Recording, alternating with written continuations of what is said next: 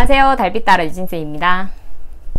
선생님, 오늘은 푸른 사자 완인이라는 아주 재미있는 책을 가지고 왔습니다. 이 책은 중학년 친구들, 한 4학년 이상 친구들이 읽기에 적당할 것 같고요. 정말 재미있게 읽을 수 있을 것이라고 정말 강추합니다. 선생님이 줄거리를 간단히 먼저 소개를 할게요. 완인이라는 아기 사자가 있습니다. 이 완인이는 암컷 사자인데요. 어떤 사건으로 인해서 아기 사자임에도 불구하고 무리에서 내쫓기게 됩니다.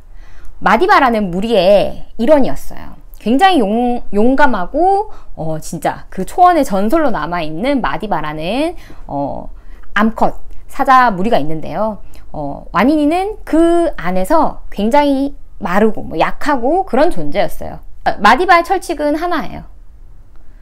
무리에 피해가 간다. 그러면 내쫓아야 된다는 거죠. 무리에 도움이 되지 않고 더 이상 쓸모없는 아이는 버려줘야 된다라는 게 마디바의 철칙이에요. 냉정하게 생각해서 그런 거겠죠. 하지만 어떻게 보면 비정한 면도 있죠. 그렇게 완인이는 아직 어른이 되지 못한 상태에서 떠나게 됩니다. 홀로 살아남아야 하는 거죠. 이게 이제 완인이에게 닥친 첫 번째 시련이 되는데요. 완인이는 그럼에도 불구하고 몸은 약하고 그렇지만 아주 발달된 게 있어요. 눈이랑 귀가 굉장히 발달된 친구인 거예요. 그러면서 본인의 그 능력을 10분 발휘해서 어떻게든 살아남는데요. 그러다가 완인이는 아산테와 잠보라는 떠돌이 수사자들을 만나게 돼요. 그들 역시 가진 영토가 없이 무리에서 쫓겨난 그런 수사자들인 거죠. 그러니까 힘이 약한 친구들끼리 모인 거예요. 여기에 포인트가 나는 약하지만 우리는 강해 라는 그 책의 맨 뒷부분에 이제 이 책을 소개하는 하나의 문구가 나오는데요. 여기서부터 이제 이들의 이야기가 시작이 되는 거죠. 암사자의 사냥 능력과 또 수사자의 어쨌든 수사자니까 이들이 나약한 수사자일지라도 그래도 이제 힘쓰는 능력이 있는 거잖아요. 싸움하는 능력이 있으니까. 그러면서 이들은 이제 사냥이라는 첫 번째 난간을 만나게 됩니다. 고기를 먹어야 되잖아요. 육식동물들이니까. 그러면서 이제 완인이는 첫 사냥을 성공하게 되고 그리고 그 가운데 자기들만의 이제 규칙들을 만들어가는 거죠. 그러다가 말라이카라는 완인이의 형제를 만나게 됩니다. 말라이카는 사실 마디바가 원하는 아주 딱 거기에 걸맞는 아이였어요. 용맹하고 덩치도 좋고 딱 사냥도 잘할 것 같고 그런 아이였는데 왜 말라이카는 벌어지게 됐을까? 그런 부분 선생님 얘기는 하진 않을 거예요. 그거를 책을 읽으면서 알았으면 좋겠고 어쨌든 그렇게 버려진 말라이카도 이 무리에 합류해서 살아가게 됩니다. 그러니까 이들은 결국 생존의 문제에 계속 부닥치게 되는데요. 그 초원에 찾아오는 건기와 우기가 있잖아요. 이제 여기는 이제 건기의 이야기가 그려집니다. 비가 오지 않을 때. 비가 오지 않을 시기에는 모든 동물들이 괴로운 거예요. 초식 동물들도 괴롭고 육식 동물들도 괴로운 거죠. 근데 이제 초식 동물들은 떠나는 거죠. 물이 있는 곳으로 떠나는 거죠. 자, 이 건기의 사자들이 어떻게 살아남을지에 대한 이야기가 여기서 그려지고 이들이 힘을 합쳐서 살아가게 된다는 거죠. 마지막에 여긴 또 무투라는 수사자 무리가 또 나옵니다. 굉장히 그 초원에서 굉장히 엄청난 힘을 발휘하는 그 무투라는 무리가 있는데 이 무투와 이 완인이와의 무리에 어떤 관계가 있으며 마디바 무리와의 관계도 또 관계가 있어요. 이 무투 때문에 말라이카가 결국 떠나게 되는 어떤 계기가 되거든요. 결국에는 자기를 버린 그 마디바를 완인이는 도와주러 가게 됩니다. 그 가운데 완인이와 마디바가 맞서게 되는 순간도 오는 거죠. 공존해야 된다고 생각하는 완인이의 가치 그리고 강한 자만 살아남아야 한다는 마디바의 가치가 충돌하는 순간이 옵니다. 자, 그렇게 점점 이렇게 해서 이야기가 마무리가 선생님 이제 세 포인트에 대해서 좀 이야기를 할까 하는데요. 첫 번째 포인트는 이 사자 무리에 대해서 너무 잘 나타나 있어요. 그러니까 마치 라이온킹, 여러분 라이온킹을 재밌게 본 친구들이 많을 텐데 이 책은 라이온킹의 암컷 사자 버전이라고나 해야 할까요? 이 완인이가 암컷 사자잖아요. 그 라이온킹의 심바는 수컷 사자잖아요.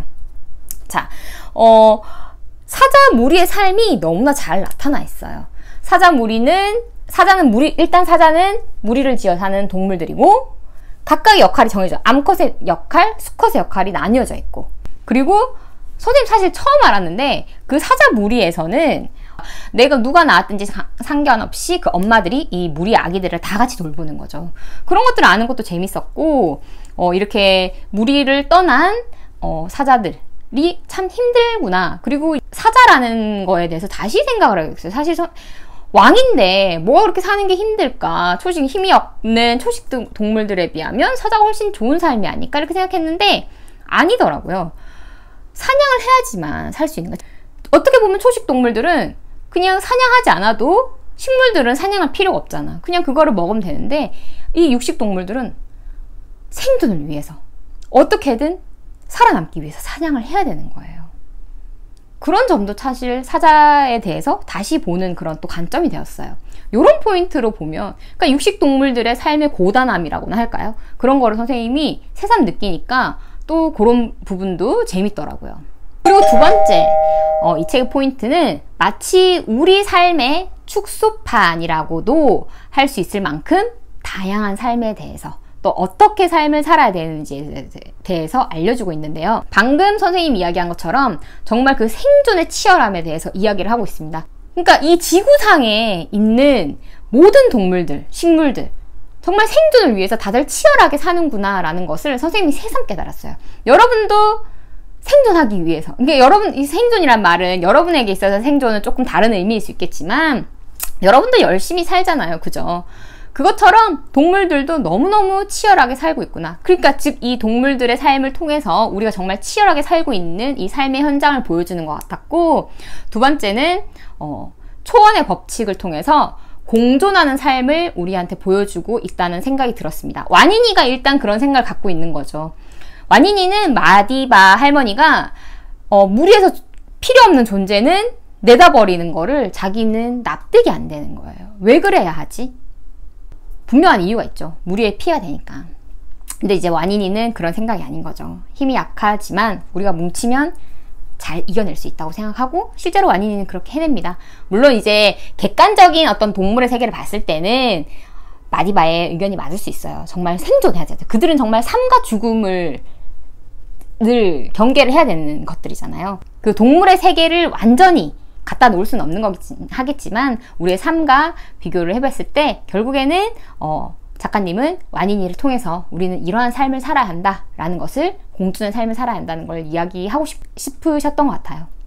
쓸모없는 존재는 없다는 거죠. 그래서 저 공존의 삶에 대해서 선생님 또 인상 깊었던 거는, 사자가 사냥을 하면 그 주변에 늘 하이에나가 있고 독수리떼가 돌아다닌다는 거죠. 그 사자는 딱 자기들 먹을 만큼 다 먹었어. 그러면 남겨진 자들을 위해서 일부러 남겨놓는다는 거죠. 자기가 먹고 나면 하이에나 그걸 먹고, 또 다른 동물들이 먹고, 독수리들이 또 자네를 다 또 먹고. 참 그런 것도 동물들, 인간이랑 비교할 수 없는 어떤 그런 지능을 가진 동물이지만 너무나 어떤 공존의 법칙을 또 그들은 너무나 잘 알고 있는 것은 아닌가, 그런 생각이 들었습니다. 우리가 육식동물들이 초식동물을 잡아먹는다고 해서 육식동물들이 잘못된 것이라고 얘기는 할 수 없잖아요. 그들도 그들의 삶을 사는 것이지. 단지 과하게 하지 않는 거죠. 필요 이상 하지 않는 거죠. 정말 자기가 필요한 만큼 딱 사냥을 하는 거고, 뭐 초식동물들도 마찬가지죠. 자기가 필요한 만큼의 풀을 소비를 하는 거죠. 그러니까 그 초원의 법칙에는 그 누구도 뭐라고 하는 사람이 없는 거죠. 그러니까 인간이 개입하지만 않는다면 동물들은 자기들이 본능적으로 그 법칙을 지키면서 살아간다는 것이죠. 이 부분에서 선생님은 다시 한번 우리가 잘못하고 있는 것들이 무엇인지, 그런 부분을 한번 생각해보는 계기가 되었으면 좋겠다고 생각했습니다. 우리가 인간으로서 잘못하고 있는 것들이 어떤 것들인지, 인간의 오만에 대해서 다시 한번 생각해보는 계기가 되었으면 좋겠습니다. 마지막 세 번째는 다양한 동물들의 삶이 잘 나타나 있어요. 그거를 보는 재미도 참 재미있습니다. 그 다양한 동물들의 특징들. 하이에나는 하이에나끼리만 사냥을 하고, 하이에나는 또 동족을 잡아먹는 아주 잔인한 그런 동물들이라는 거. 동물들 사이에서도 뭔가 기피하는 동물들이라는 거. 그리고 뭐 코끼리, 무리. 코끼리는 그 누구도 덤빌 수 없는 대상. 하마는 갑자기 아무 이유 없이 그냥 동물들을 죽일 수도 있다라는 거. 성격이 포악한 거죠. 그런 것들이 재밌었어요. 선생님은 상당히 이 책을 읽으면서 작가님이 이 사자의 무리를 중심으로 이야기를 그리고 있지만 그 동물의 세계를 세세히 잘 나타냈다는 생각이 들어서 여러분들이 충분히 재미를 느낄 만한 요소들이 많다라는 생각이 들었습니다. 여기까지가 이 책을 요런 포인트를 생각하면서 읽으면 더 재미있을 것이라고 선생님이 찝어본 부분이고요. 마지막으로 작가님의 말을 빌려서 선생님이 이제 정리를 하자면, 결국 작가님이 하고 싶었던 말은 이 마지막에 있는 이 책 뒤편에 있는 문장처럼 나는 약하지만 우리는 강하다라는 것처럼 공존의 삶, 그리고 동물들의 삶이 다양한, 동물들의 종이 굉장히 많잖아요. 그 동물들마다 다양한 삶을 사는 것처럼 인간도 마찬가지라는 거죠. 인간에게도 너무나 다양한 삶이 있고 와니의 생각처럼 쓸모없는 존재는 없다라는 거. 우리 모두 각자의 역할이 있다는 거.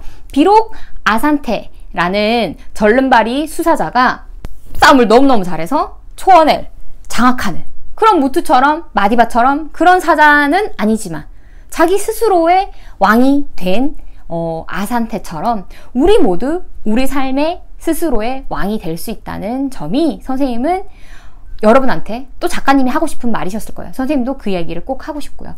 책은 진짜 너무너무 재미가 있었고 또 마지막에 가서는 또 뭉클한 감동을 줍니다. 선생님 진짜 눈물이 울컥하더라고요. 마지막 장면에 가서는. 자연의 법칙, 그리고 동물들의 삶, 그리고 그에 빗대어 우리는 어떤 삶을 살아야 할 것인지 또 한 번 큰 일깨움을 준 책이 아니었나 라는 생각이 들었습니다. 역시 인기 있는 책에는 그 이유가 있는 것 같아요. 힘없는 아기 사자 와니니가 무리에 떨어져서 티몬과 푼바 대신 아산테와 잠보라는 친구들을 만나면서 어떻게 이 초원에서 살아남는지, 이 흥미진진한 이야기를 여러분도 꼭 한번 읽어봤으면 좋겠습니다. 유진쌤 책책책, 오늘은 여기까지 하겠습니다.